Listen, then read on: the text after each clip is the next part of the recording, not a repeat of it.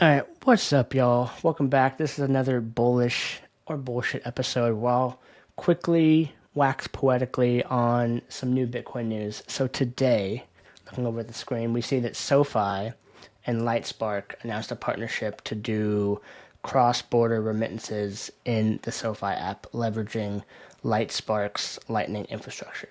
So this is pretty interesting. As you can see here, SoFi will be one of the first U.S. banks to offer blockchain powered, which blockchain in quotes here because it's an off chain thing, peer to peer, but I digress. Global remittance capability, making it faster, cheaper, blah, blah, blah. So that's pretty cool. Also, clicking over into Lightspark's tweet, you can see coming soon for USA into Mexico. So they're leading with the remittance market in USA into Mexico, which a lot of people have tried to do remittances with crypto. There's been many startups have failed who have raised on that premise and not gone anywhere. And I think the big part is that they think the tech is the unlocking piece, and that if you just build it, they will come. That's not to say the tech isn't important, but what Lightspark has done pretty well to date, and this is probably surely because of their backgrounds at things like Facebook/Meta, is that distribution is potentially even more important than underlying tech and getting it in front of people to then build that network effect. And so SoFi and Lightspark is a natural fit here. Some stats. I wanted to get some data on how big is the remittance market. The USA to Mexico market is something like 64 billion as of last year, and over 95% of that is USA. So USA sending outbound, people receiving pesos in Mexico. I was also curious, what is the breakdown? So we know about Western Union and MoneyGram, the kind of like entrenched players. I thought they were still pretty large, and this is ChatGPT, so take it with a grain of salt. But historically, it was 40-50%.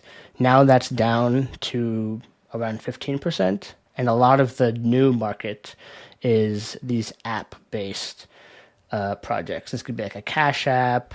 They have some here like Remitly and Zoom, and so these are like app to app. They have their own internetworks, and you could pay that way. I think that's interesting. But being on an open standard is maybe the ideal place you want to be. And this is where I think something not talked about enough is this UMA standard. And that's something that SoFi mentioned in their announcement, is that they're connecting with the universal money address standard, which means that I could have something like Jake at SoFi.com, and you have yours. It could be at a different bank, and as long as we're both on that standard, I could pay you, you could pay me.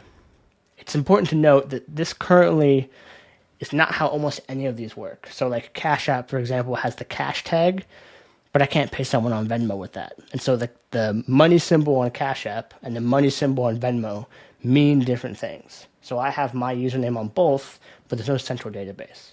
And so they get lock-in and tie-in because of that. This starts to break those chains. And so you can spin up your own UMA and from your provider, and then it can go to anybody else who has that. One thing to note, though, is these are KYC. So because they're regulated entities, they need to know who's sending money. So one downside, not, fully permissionless in the way that we think about it, but very cool. And the nice thing here is that you don't have to think about using the Bitcoin network, and you're not receiving sats if you don't want to. So in this case, you can send in dollars. It's going to ride Lightning rails, and then they're going to receive it in pesos if that's their destination currency, all abstracted away. So this is all very cool. I think the timing is really smart, and I've been very impressed, continue to be, with Lightspark's partnership game. They've been doing a lot of work on that. And I think there's a bunch I could say, but I'll close by just saying there's a big race going on in payments and stables right now. We saw Circle and Stripe both say they're launching blockchain soon with their own stablecoins. And you have to assume they're not going to make them fully open. They're going to try and get lock-in through their own blockchain.